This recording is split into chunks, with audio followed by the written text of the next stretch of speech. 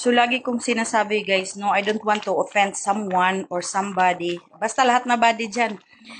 Ang sinasabi ko lang dito sa mga information, mga FYI ko na mga reels, based on my experience guys. Kanya-kanya tayo, di ba?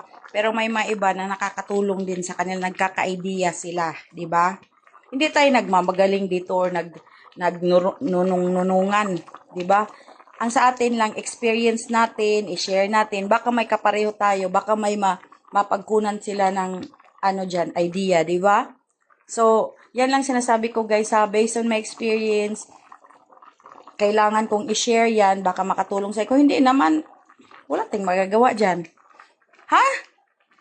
Balbakwa yan. Oo. Balbakwa. Yes, collagen soup. Soup.